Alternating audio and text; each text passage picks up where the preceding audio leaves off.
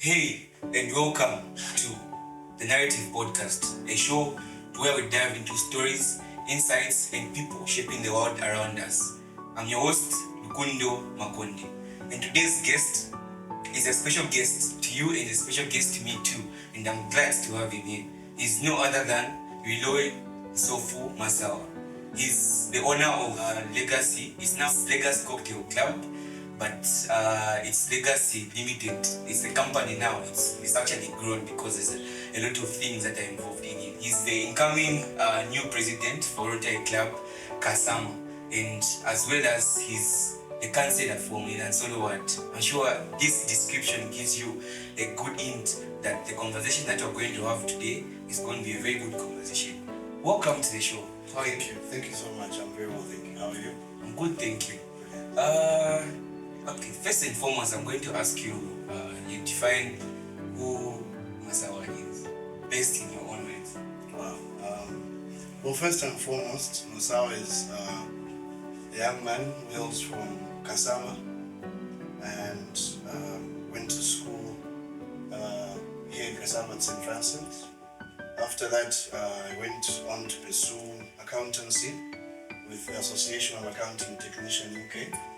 After that, I went to pursue another course with the Chartered Institute of Management Accountants.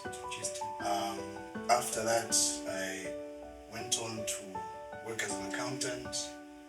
After that, pursued politics, and well, here we are. Interesting. It's just good to be here, and we're glad to have you on. I'm glad to be here. Sure. So, we'd like to start with, basically start with the roots. Yeah. So, how was it growing up in Kasama? Well, it was both challenging, exciting, and very educative. I was very fortunate enough to be surrounded by brilliant minds who were both focused in self-development and business development. We had the likes of the Kapapas, the likes of the Chinundas, who were very inspirational. I would add my father as well, who was the biggest inspiration, having been an entrepreneur and a businessman.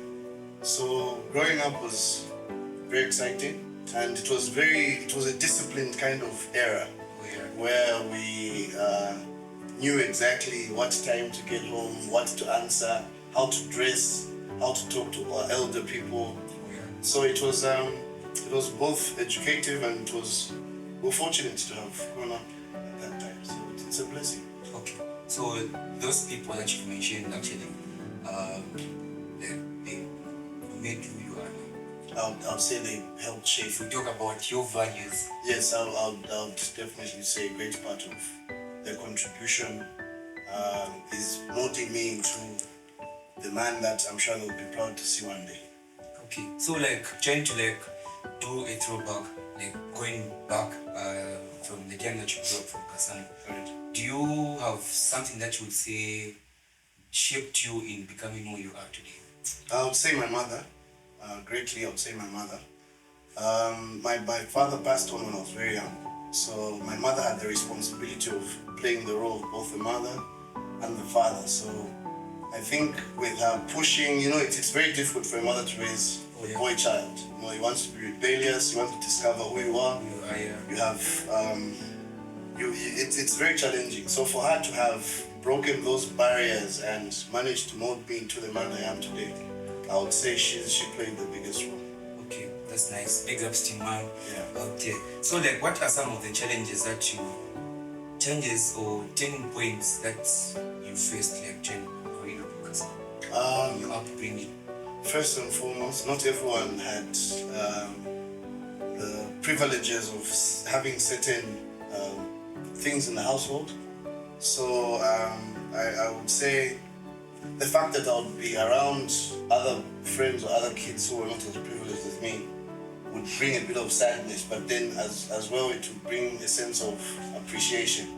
Mind you, I was baptized in the Seventh-day Adventist Church at a very young age, so my morals and values were around the SDA foundations and morals. So it was very insightful, and I was coming from a Catholic background. My mother was a staunch Catholic woman. I think she was the first treasurer at the for the Catholic Women's League at St. John.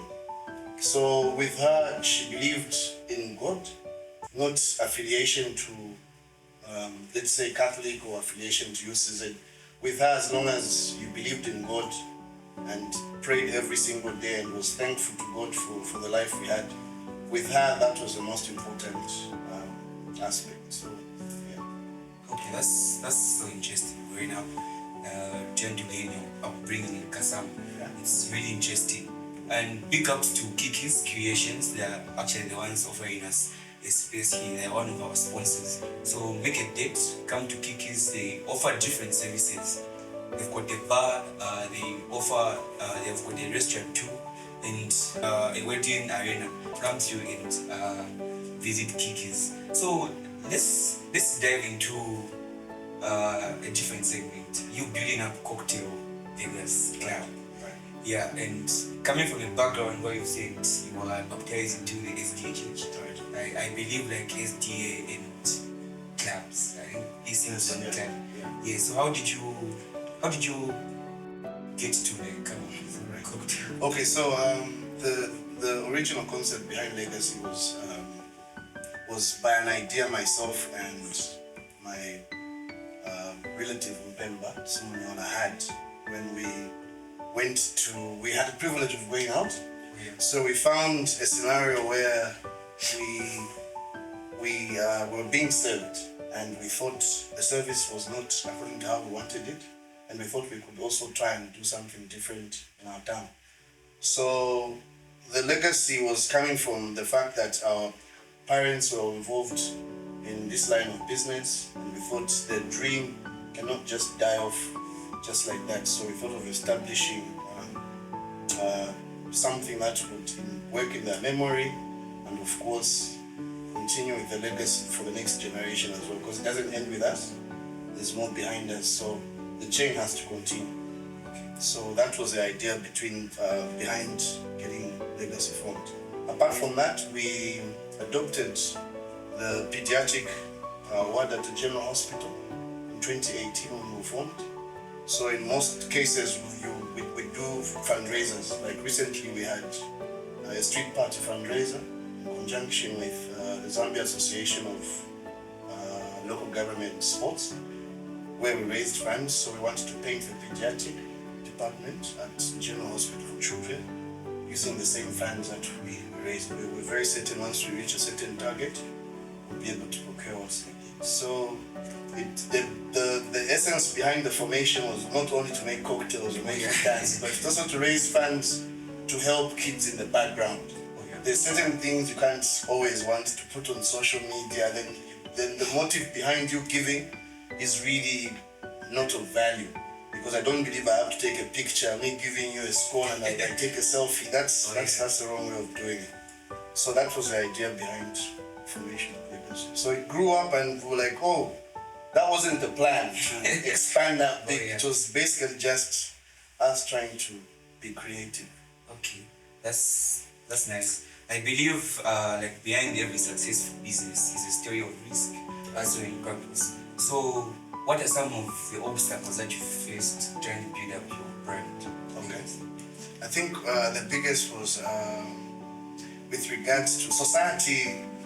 Will at first want to test you. When you get into a business sector where you find players of the sector are older than you, they're well established, they've got the financial base that's bigger than you.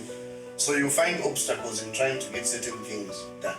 Trying to maybe get a permit, find challenges, unnecessary challenges which we can break down. So society has to also change the narrative of having to judge new players, because then if a certain sector has a monopoly of just a handful, then there's no development.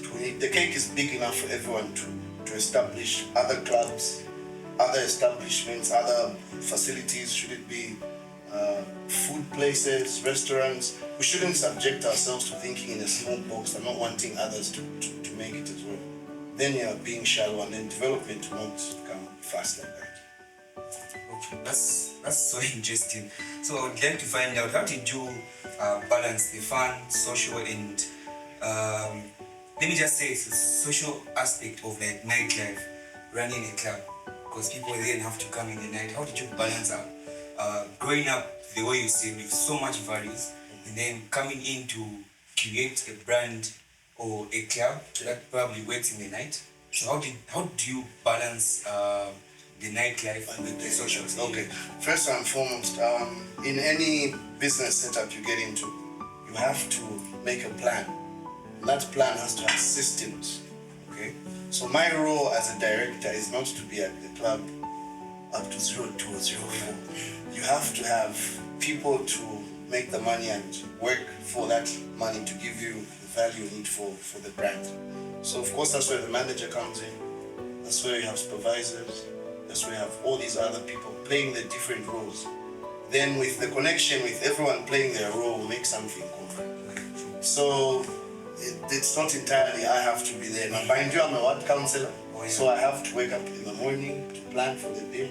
So I cannot have the nightlife affect my day life or the other one or vice versa. At the end of the day, we all want to put food on the table and feed our children. Mind you, I've got a 5-year-old kid. Her name is Camilla. So I have to work hard for my daughter. It's a tough world for a girl child out there. So I have to really put in more for her to have food on the table. So let's talk about other pubs and social clubs that are in Kasamu. What makes Legacy different from those clubs? What makes it different? I think the interaction with people, the relationship, the bond. I think that's one of the biggest wins, is the fact that you create a relationship with the people and you greet everyone regardless of where they're coming from. We're all humans. So if you're going to segregate and think others are better than others or others are inferior, I think then the whole social aspect is outrated.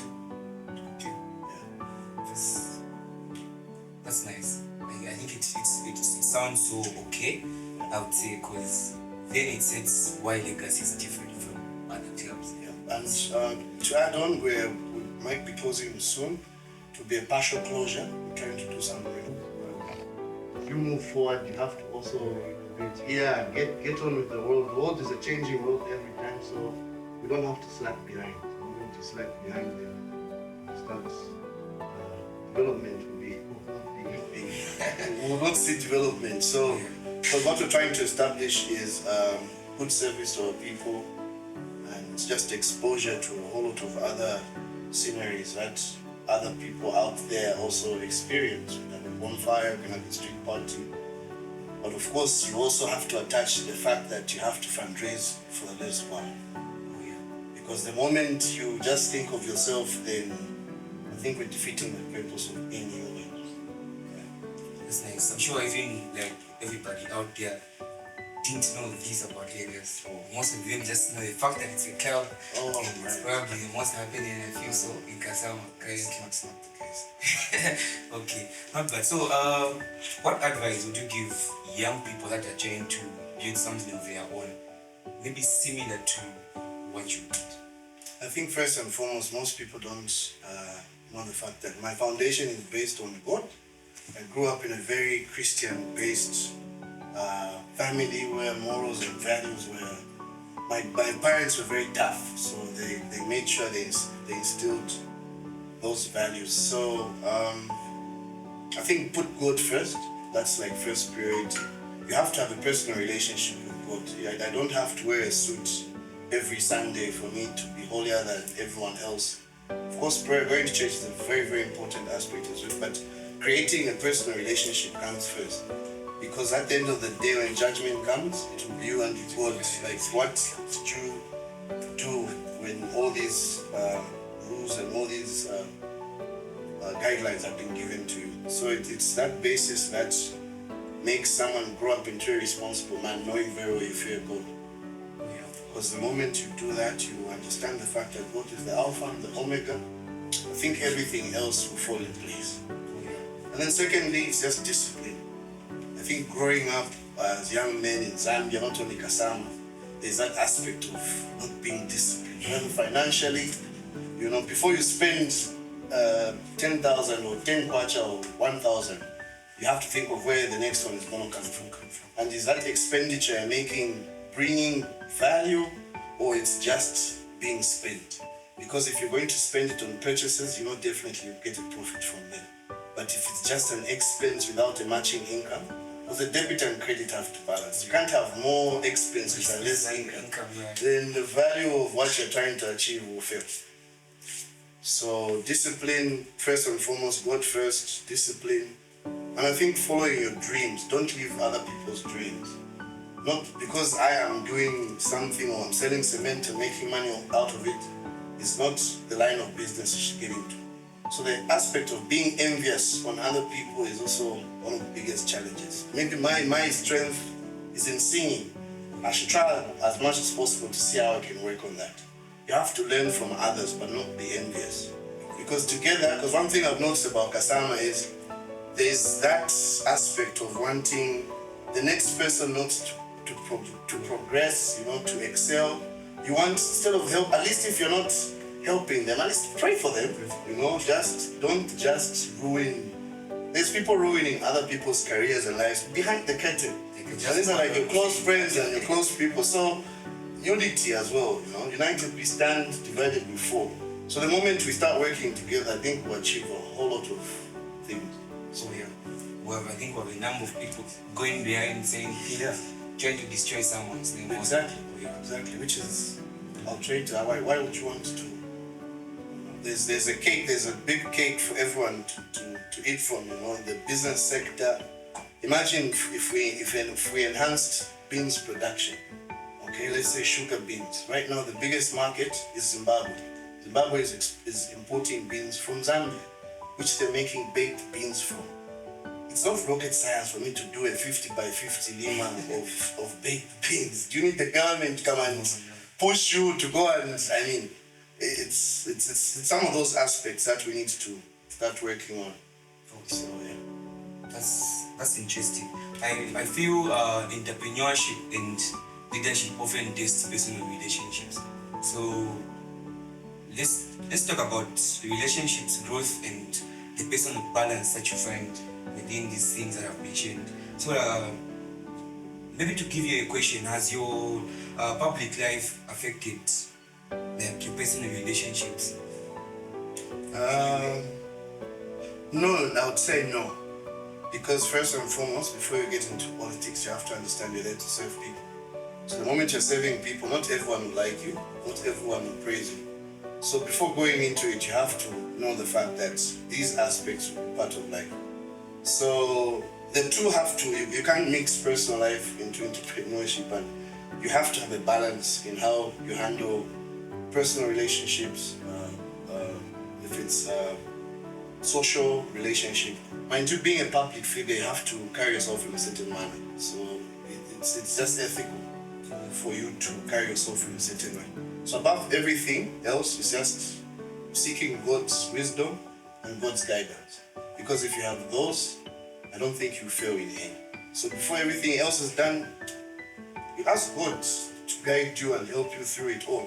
Because you alone will not make it by yourself. Okay, that's interesting.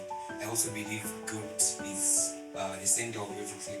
So we should always look back to Him in all our endeavors. So how do you stay grounded with everything on the ground around you now? I don't stay grounded. I have, like I said earlier, I have a 5-year-old daughter who has finished school, who has university.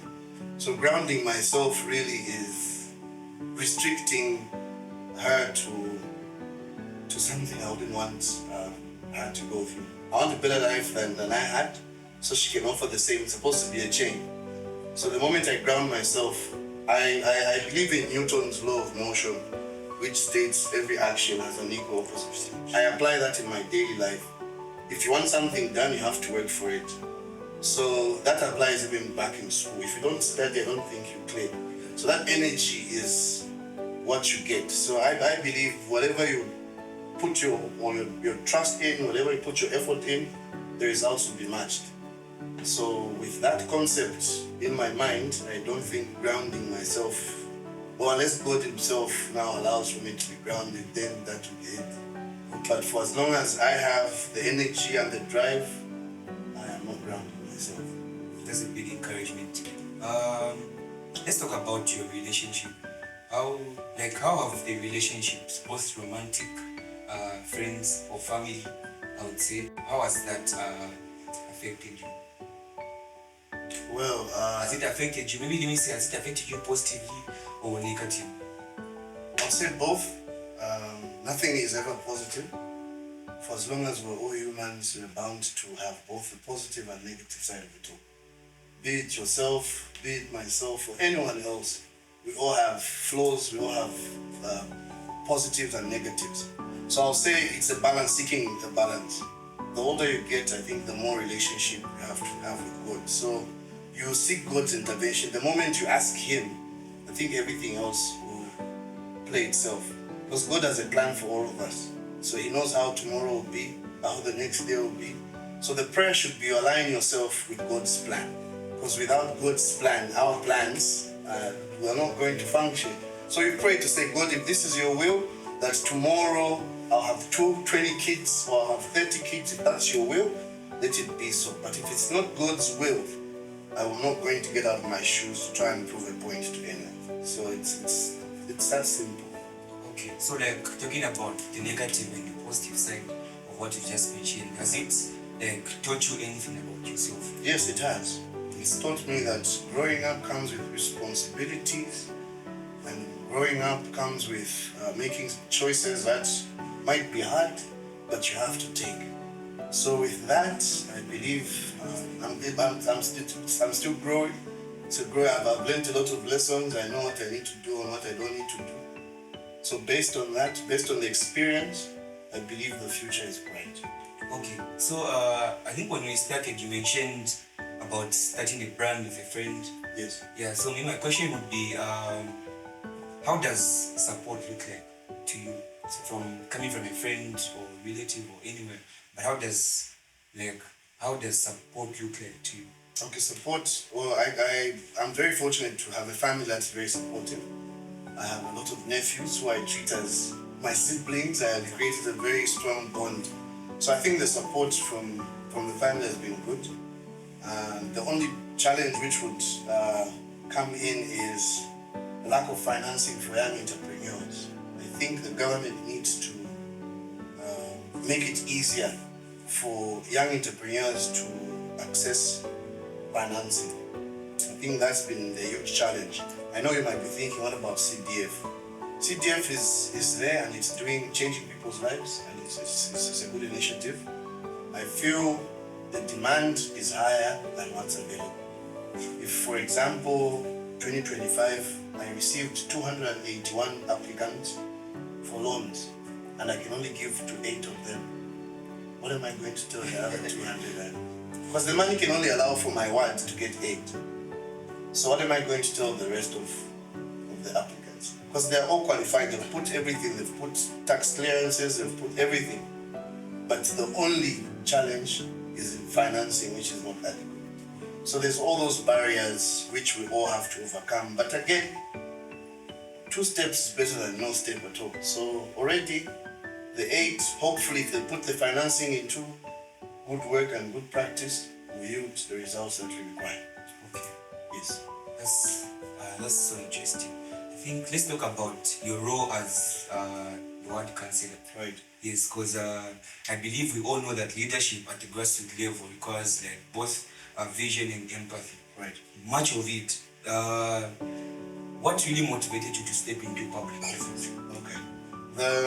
Growing up, my mother used to be a caregiver. From church, being a Catholic Women's League member, she would always carry me around, which is caregiving and visiting people who are vulnerable and trying to help. So it's from there that my passion grew to say, okay, this is the right way of doing it. When you have and others are less fortunate, you need to extend your hand. And apart from extending your hand, you also need to teach people to be self-reliant. Because it's not every time you're going to have a helping hand. If I'm not there today, or I'm not there tomorrow, how will that person who relies on me be sustainable enough to live another day? So there's also that aspect of teaching people to be self-reliant, to work and not just sit. You need to hustle, you need to put in that work. So it's those backgrounds that led to me being a ward councillor. Mind you, my mother actually stood as a ward councillor back in MMD, but she never went through.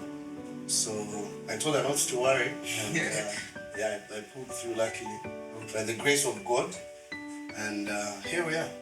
Interesting. It's great. What are some of, maybe let me say, what are the top 2 or 3 things that you've achieved as a ward councillor that you're proud of? Okay, first and foremost, there was pronunciation by the government for free education. So when I went around the schools in Nsofu, I realized half of the schools, if it's not all of them, had challenges with sanitary facilities. So Kasama Girls was one of those facilities that had the challenge in that aspect. So together with the WDC, mind you, Nsofu has 10 zones. Okay, it's divided in 10 zones. And all these 10 zones have representation. So there's Lukulo South, there's Chimbele, there's Waruo, there's Mbanda Chipuya, there's Kasama Lodge, there's Chifwani, there's NCU, there's Zanis, there's Nkole Urban, and finally Ituna. So all these 10 zones strategically make up what Nsofu is. So there's representation from all these points. There's 10 of them. So we all sit before we decide on what project is viable. So one of the projects we thought was very important was construction of a modern ablution room at Kasama Girls. So that was done and handed over. Secondly, we thought people living with disability were lagging behind in terms of development. We went on, built and refurbished a facility for them, for people living with disability in Newtown. Apart from that, we also constructed another ablution block in Nkole Urban, which we are about to hand over to the school. We're also looking at doing finishing off the youth center in Newtown. That facility has been lagging behind for a while. So that's one of the projects we're actually planning on working on. If you go to Lukulo South, we've also helped with Lukulo Primary School with the water reticulation system, and hoping we can build a 1 by 2 classroom block if the money available is enough to help with that. With regards to the projects, if you look at Kasama Town itself, the outlook is not something one can be proud of. So I'd like to make mention, I'm very happy that this platform has actually brought forward. As of yesterday, we finished mounting a paving making machine, which was supplied by Saro. It's already been connected, and tomorrow and Monday they will be training guys from the council who will be operating the machine to make pavers so that we can pave our town. Secondly, as of 2 days ago, procurement made possible through EGP to procure 70 more streetlights. Mind you, we purchased 20 already, 14 of which we put on the General Hospital Road, and 6 from Bata right up to somewhere food-based. So with the 70 coming forward, we're seeing traffic lights from Mukulumpe Road, which is the Airtel Road, Wing Road, going down the mall, we're seeing the street lights, and Zambia Road, of course, going somewhere up to Zambia Place. So with the 70 units coming forward that already were advertised on EGP for suppliers to bid, I think is a plus. So I think in the next, say, a few months, we'll see paving going on in the Central Business District and street lights. Of course, the signage as well. We'll see how we can facilitate that to see that there's enough signage in town and the road markings are done appropriately. That's a great week. Looking forward to that. How do you engage young people, and what more needs to be done? I think first and foremost, we've been trying to engage the young people. The response hasn't been very favorable. We don't know where the young men and women are channeling their energy. If you look at even the CDF applications, most of the people who are applying for these loans are women. The youths are shunning the whole arrangement. Even the submission of applications is very limited. When you call for a meeting, a stakeholders meeting, the youths just don't seem to have that zeal to want to progress, which is very sad. So the more we see the engagement, because the youths are the future leaders of tomorrow, and the team so without the small trees, without the foundation being laid strong, even a house laid on a weak foundation does not last. So we need to channel our energies as young people to a more positive drive that will yield positive fruits. But if you channel it on TikTok and social media the whole day, the only thing you've been looking forward to is bundles, then there's a problem somewhere. Back then in the day, not that I want, things have changed, I know, but I don't think our parents really made us want to channel our energies on non-productive activities. And if that was the case, I don't think we would have reached this far. So there's need for mindset change. There's need for more engagement with the youth to see how we can drive this challenge upwards. So, talking about young people, I think recently we've seen and noticed and heard the coming of junkies, and we've had lives lost because of junkies. What are you doing in your work to keep that? First and foremost, there's been stakeholder meetings. For example, in Ulumpe, there was a stakeholder meeting which also had the commissioner present, the mayor was present, the ward councillor, and stakeholders, of course, people who live there. So discussions were made and patrols have started, but we need to intensify on these patrols. So looking at how crippled the police department is with maybe one patrol vehicle, it's difficult for it to be in 10 places at one time. So that as well is one challenge we have. With the street lights, which we're purchasing 70 of them, at least it will try and make our central business district bright. But still we need to see how the Zambia police can try and help intensify with patrols, even in our communities, Mulenga Hill, Nkulumpe, and these other areas that are being affected by breaking-ins by the so-called junkies. And I wouldn't necessarily call all of them junkies. It's just the unemployed youths who are actually on rampant trying to do this. So this situation, I think, has to also change from the ground root. We try and see how we can provide for these youths, because they're out there because they can't put food on the tables. So they're looking at other options. Because I mean, if it's the how do you explain that? That's not the case. So let's not sugarcoat and make it seem like it's the junk. No. Like you've mentioned, it's probably less of employment, I think, around it down. What are some of the employment opportunities that you can offer to the youths out there that can have an opportunity to watch this podcast? Well, me as a ward councillor, I'll be lying to you if I said I can provide opportunities of employment. But what I can do is engage for opportunities to be created.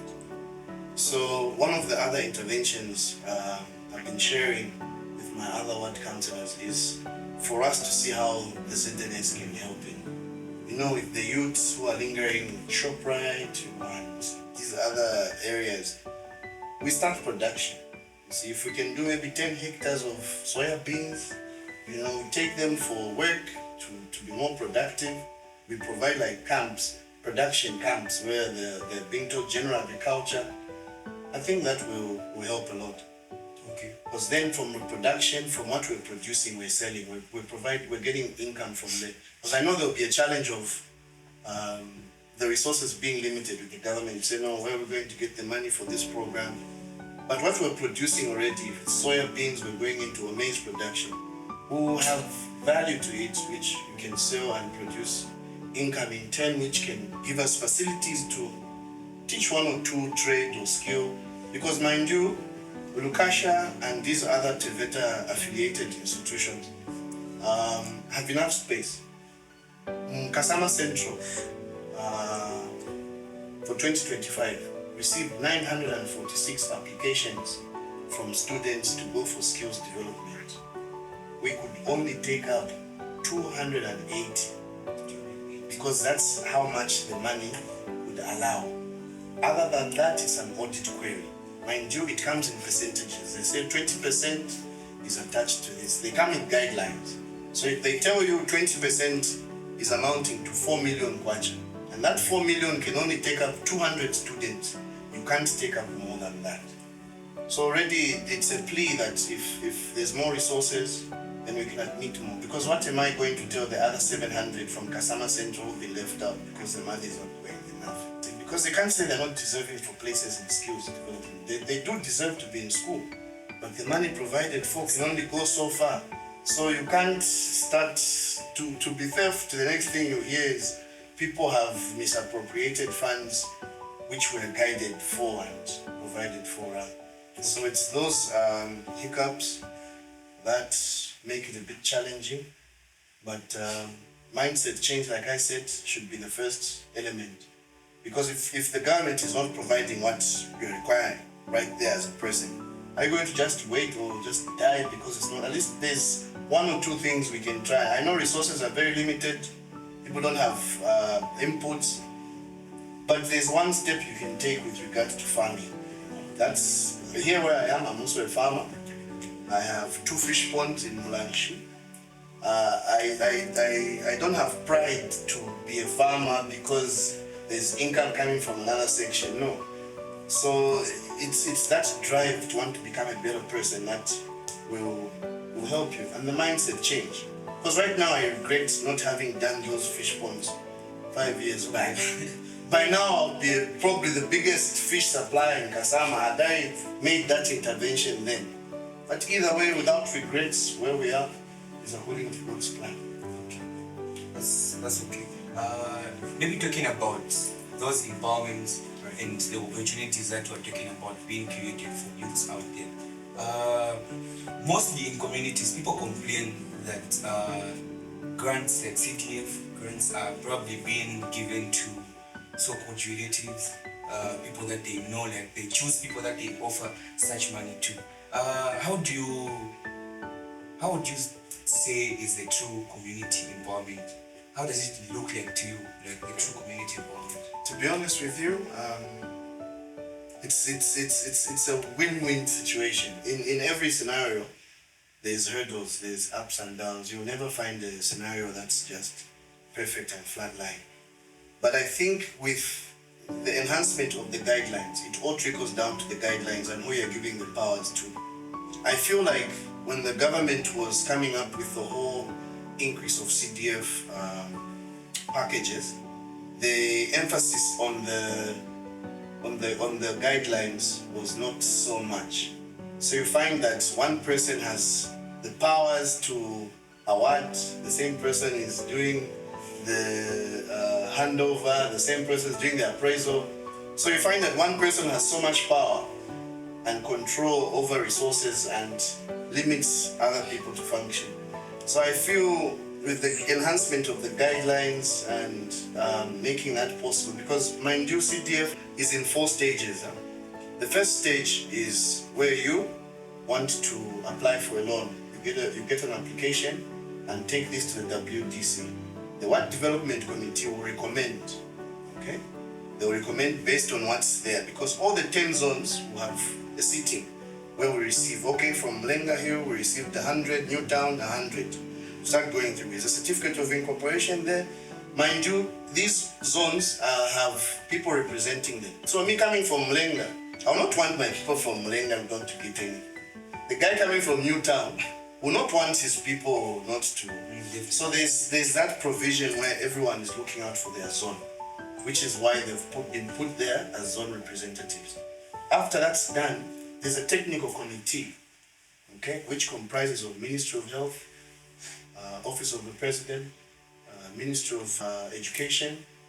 All these technocrats come together and start reviewing what came from the WDC.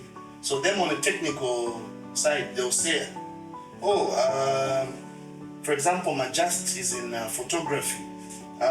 Is what is put here reasonable? Is a camera honestly 100,000? What sort of camera? So there's those people who are coming from a technical background who review now your application, say, you can't build a fish pond in 500 watch. So they'll make recommendations based on that. Then now these things are taken to the bank. Mind you, the government appointed 2 banks. Zanaco is the bank looking at Lukasha constituency.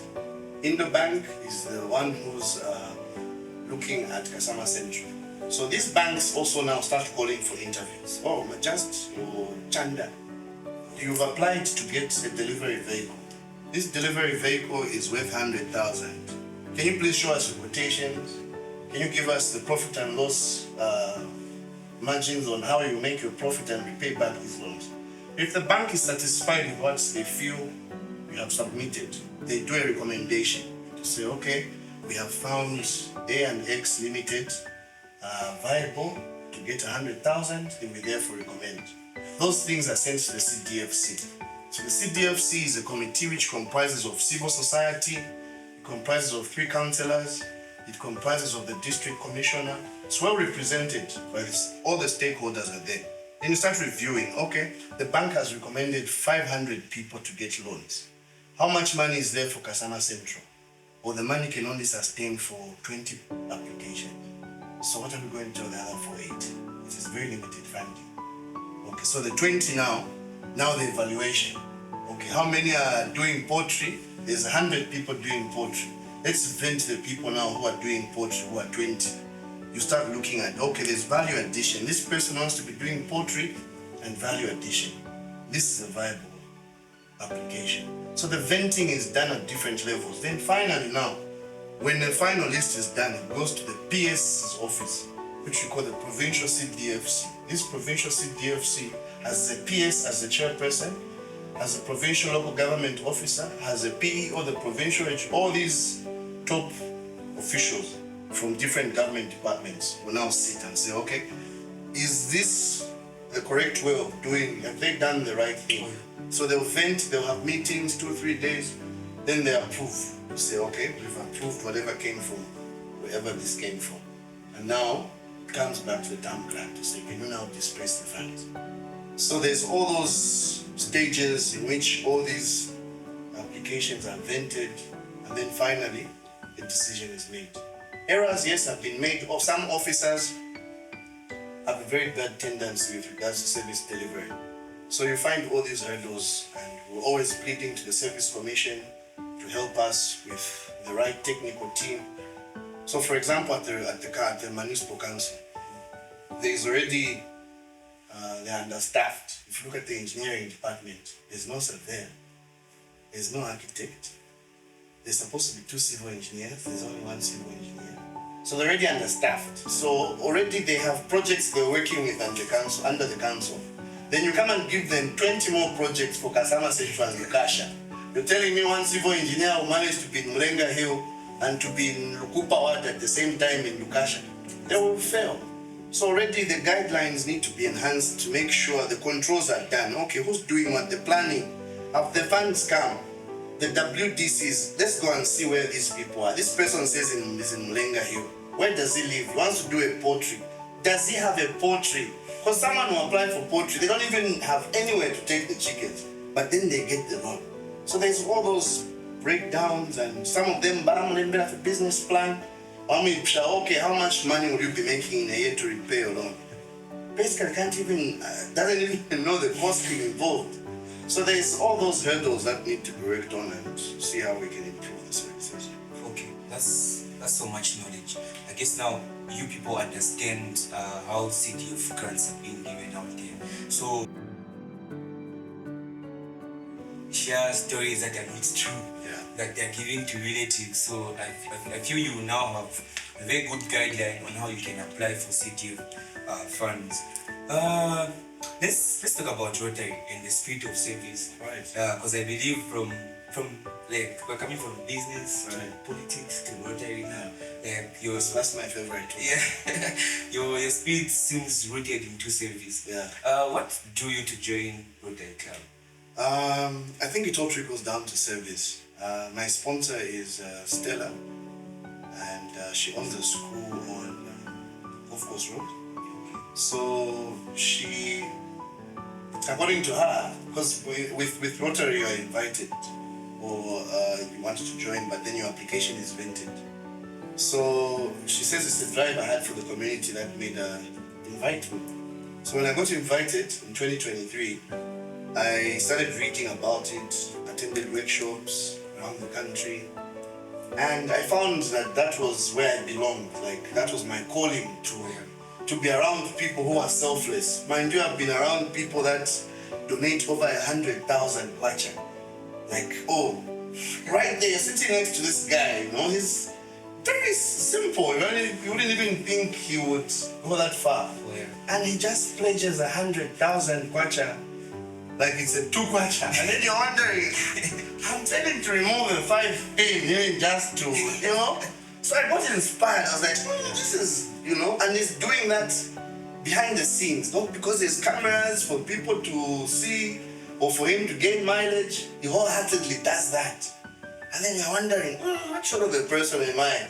And this guy is not coming from a background that is, his finances those are probably part of his savings, you know. So it's that kind of heart to serve that inspired me to want to join Rotary. So that was where the drive began from. Apart from that, there was a time I was taking a walk through President's Park. So I found a poster right next to the bridge, and it said donated by the Rotary Club of Kasama, 2003 or 20. So I was like, oh, okay. There was a funeral at the mortuary. I found myself looking at the refrigerators which are outside, and it said donated by Rotary, 2000 and what? I'm wondering, okay. So Rotary is basically, these are funds which people donate to the foundation. We're privileged to have funders like the Bill Gates Foundation. He's already given $2 million as of some months back for community health workers trainings, which we've started in Kasama, Mungwi, and Wingu. So it's that drive to help that came through. Rotary is about being selfless. It's about being a volunteer. You don't get paid. So it's that made me want to join and stay. That's interesting. So like you said 2023. Yes. Was it the first time that you heard about Rotary, or that's the time that you joined? That's the time I was inducted. So I heard about Rotary even back in the day. Yeah. So the drive now, like you're saying, like it's growth. As you grow, you have to mold yourself into an individual that will care for others and want to do better. Because then I pray that somehow, somewhere, God will also bless me. So that's just how it works. Okay. Like I said during the introduction, when I was trying to introduce Masawa, he's actually the incoming new president of Rotary Club. So fast forward, as for the club, what's your vision that you're having for Rotary Club? Okay, brilliant. My term starts on Monday. Well, on Tuesday, the 1st of July is when my presidency starts. I'm already working closely with the current president and the assistant governor of Rotary.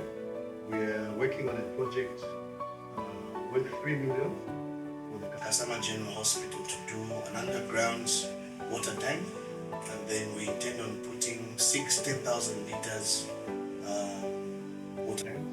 So this is to revamp the water system at the General Hospital. There's been a very, very serious challenge when it comes to water. At the General Hospital, there's been days when there's no water, patients have to fetch water from the compound, which is unacceptable. So that would be is one of the first projects I intend on working on. Then secondly, I'm also planning on working on the 1x2 classroom block in Mlenga Hill. If you go near the Mlenga Hill Clinic, there's a community shelter where kids are offered early education lessons. So it's basically volunteers coming forward and so forth.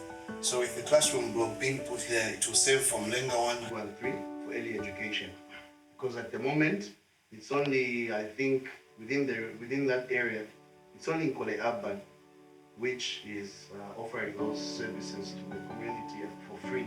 The rest of these private institutions you have to pay. So if we introduce that, 1 by 2 classroom block, we will see that early education is curbed. Then thirdly, there's a project in Mlanshi area near my farm. There's also a school there that needs an ablution block. And the water system there is pretty bad.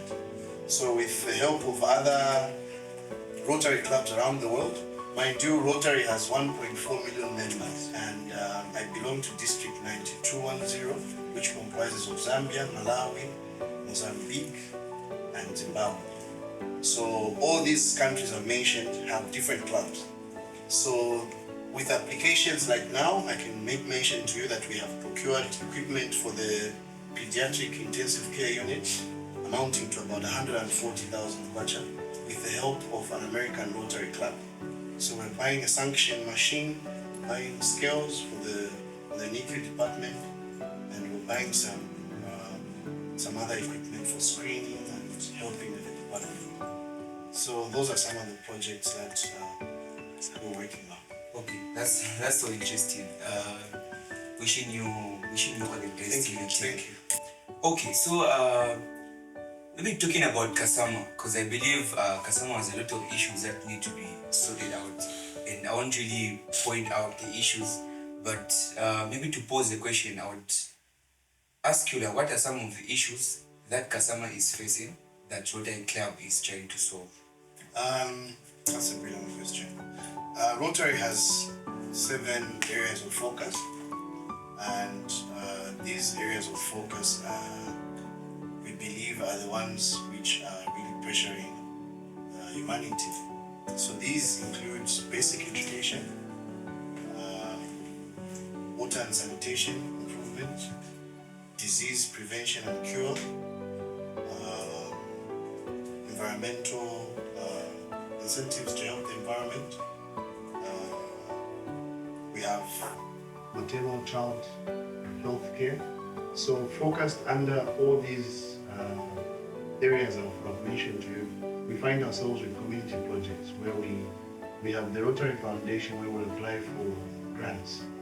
So for example, the 3 million I've mentioned for the Kasama General Hospital will be an application to the Rotary Foundation for them to give us those funds.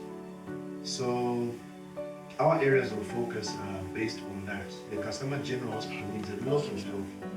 It needs linen, we have a shortage of beds, we have a shortage of water. The piping system needs to be changed. We have GI pipes in there, we need PVC pipes. If you look at even just the general environment, there's paving that needs to be done, the road networks. So there's a lot of challenges out there which the Rotary has been working on and will continue working on. So I believe for my year as president, I'll try as much as possible to make sure that some of these challenges are addressed while it's there. Even after my presidency, the next president, I'll offer the same support to see that our communities are better and that our lives are improving. Okay. Are these issues the same as issues that you solve as a councillor? Or maybe to find out, does the Rotary Club engage with the government, or it's just a separate club? That's the branch ingredient. The government, I believe, is our biggest stakeholder. So in everything we do, we work in collaboration with the government. For example, there's $6 million which we're currently working on. $2 million came from Rotary, $2 million came from World Vision, and $2 million from Bill Gates Foundation. So with this $6 million, we have been teaching community health workers in how to curb malaria. This is a malaria project where we have health workers coming from different areas, teaching them on malaria, on how to prevent malaria, how to cure malaria, and how to make sure the environment is malaria-free. So with this intervention to teach community health workers, we need to work with the Ministry of Health because they give guidance and they have the guidelines on how some certain activities are taken in the health sector. So the government is our biggest stakeholder, and we continue working with the government. Okay, that's interesting. Um, like how does Rotary affect your identity? It affects my identity in a positive way because Rotary has been around for a very long time, a very long period, and it has made drastic change. Already there's one of the biggest projects that the Rotary International is working on is the End Polio campaign. We are remaining with only a small part to play to eradicate polio from the world. So there was an international convention 5 days ago in Canada where representation was all Rotarians were meeting, but I couldn't go because of a few challenges here and there. So there's been an announcement there that the Bill Gates Foundation is adding more money in order to eradicate polio completely from the surface of Earth. So we're seeing more projects coming in. With all that money coming in, we'll see projects as well for immunization, sensitization, radio programs to make sure we eradicate polio completely. Okay, let's now talk about the legacy, dreams, and your fine words. I guess I'm going to end with inspiration. So, maybe to start with, when you hear the word legacy, what does it mean to you? Well, when I mean legacy, when I hear the word legacy, means continuity. Means taking the pride forward and building from where I left off or from scratch, and just making the dream alive. So that's basically me. That's just my drive. Like the next generation should be able to begin from somewhere. Like, okay, there was this, where do we move from there? So it's basically that drive to want not to see plans or aspirations or go down. So it's the drive to see tomorrow, the drive to want to make it better for the next generation, the ability to drive and working together. So, because one person cannot achieve it all.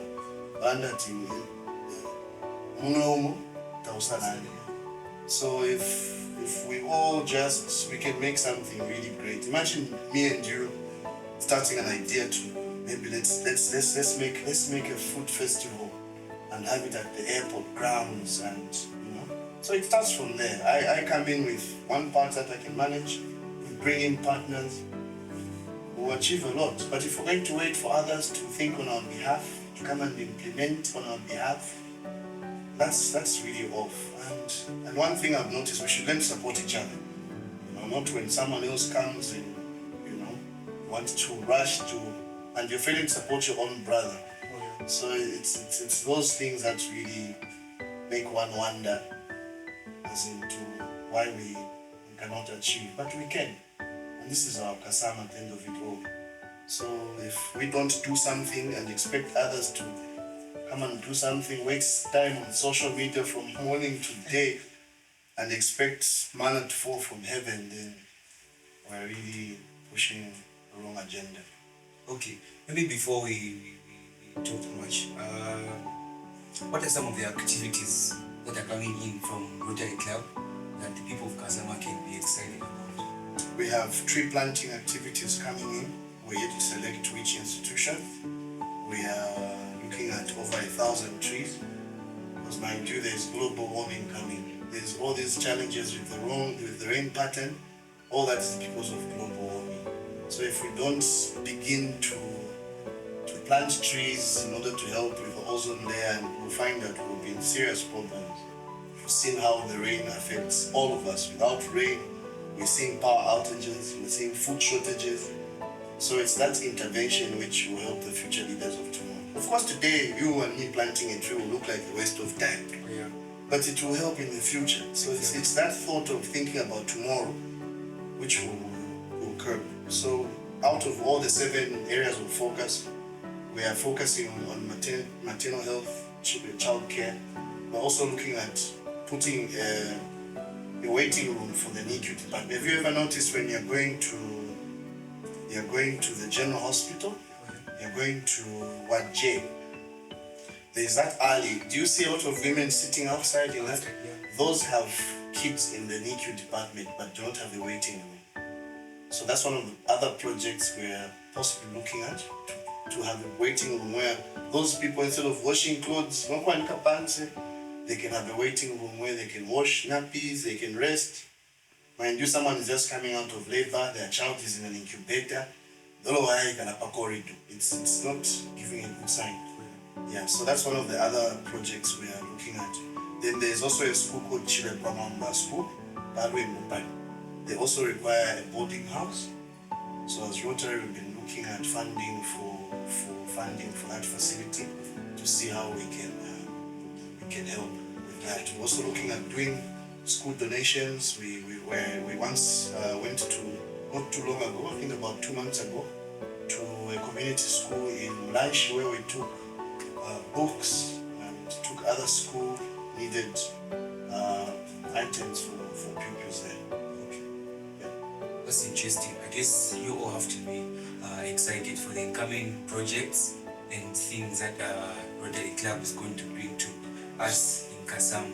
I guess that's so interesting. I'm looking forward to that. Thank you so much. What's a dream or a goal that you haven't achieved but you still believe in it and you want to achieve it? Going forward, looking at the different aspects of business that you've talked about.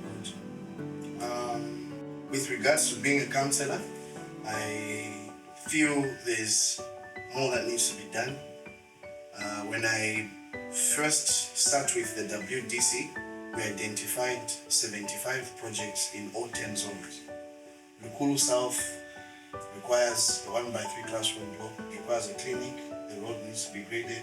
Chimbele requires a 1x3 classroom block, and the road has to be graded. Lualuo, the road network is bad, the water system has to be worked on. An ablution block is needed at Lualuo Secondary School. Newtown, there's so much needed to be there. We need a skills center so that guys cannot start drinking alcohol at 10 in the morning. There's need for that intervention. The drainage system needs to be worked on. Road markings need to be done. We need street lights in Newtown. If you come to the town center, the road is just, the network is just terrible. There's soil erosion going on. The curbstones, the contractor that was brought in also did his own fault. I don't know who guided who. There's street lights are needed. We need solar street traffic lights. We need to change all that. We need road markings done. There's just so much that needs to be done. So my prayer is that the matching resources, if we can have matching resources for all these challenges, I think it will take Kasama far. But for as long as the liabilities are higher than the income, we will have to start pushing and see that all these things are done accordingly. If you go to Mlenga Hill, Bush Babies Road needs to be worked on. Zambia Sugar Road needs to be worked on. So some of these interventions are capital projects because you can't fund Bush Babies from CDF. There's stones there that needs to be worked. That's a capital project which the government from the central government needs to, through RDA, work on. The road network in Mlenga Hill is bad also. We need to work on the drainage system. So there's just, if we can have matching grants to help with all these challenges, I feel we'll go a step further. Okay, that's good. What's one advice that you would give to the businesses that are around Kasam? I do not know if much they come for cooperation so that you can carry out something together with them. Because I feel there are a lot of growing businesses in Kasam, and if they were to come on board to work on a certain goal, I think a lot can really achieve. Yes, absolutely. Yeah, what's one advice that you can give to them? Maybe they don't know that you're open for that. I think one of the biggest aspects I feel that needs to be worked on is corporate social responsibility.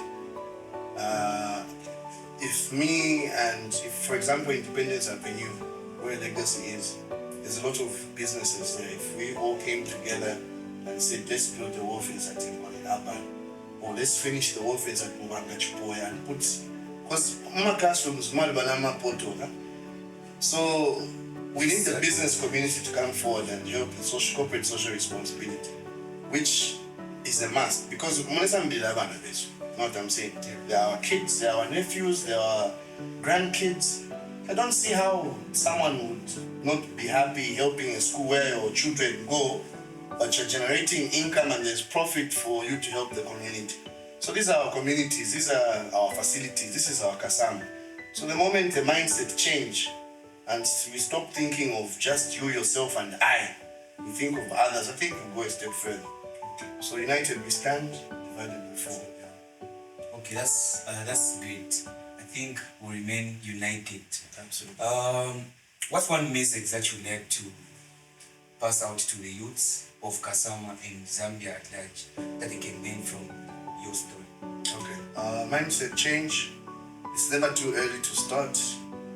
Don't wait for the next person to build your dream. If you're not building your own dream, you're building someone else's dream. So let's just focus, work together, and focus on the right things that will bring positive results at the end of the day. Okay, interesting. That's a great conclusion. But before you conclude, what advice can you just give to the general people of Kasama and Zambia at large? Okay. I think production is one of the aspects we need to tap into the markets which are providing us income. If you look at Kasumbalesa, they literally buy everything and everything from lemons to avocados. So I think if we enhance production and not wait for the government to come in, the government can only go so far. The rest is up to us. The land is with us. The water is with us. So I don't see how we can get into production. So the more we produce, the more we bring income into our town. Otherwise, if we're going to sit how many governments have passed so far, from MMT to UNIP to, it's evident that it's now our time to also put in our efforts. I've gone into farming. I don't regret. I wish I had started earlier. And let's go into production. Let's work together and let's unite for good. Well, yeah. Thank you very much. We are glad. We were so happy having you here, and we were so inspired through your story. To the viewers out there, I guess you've heard much that has come from Masawa, and going forward, we expect change and a positive mindset towards different aspects of life here in Kasama and just like Zambia at large, because we all need to change and then carry on in an environment where we are all positive and trying to create something good for everybody. Not just you, even the people that are growing up here, coming from different backgrounds. We need to create an ecosystem where they all feel like they are loved and everybody's considered. So it's really been a great story that we've gotten from our guest. Not to forget, a big thanks to Kiki's Creations, a big thank you to Majest Photography, and a big thank you to Big Blue Clothing Store, because these are the people that are helping us carry on our program. So stay steady.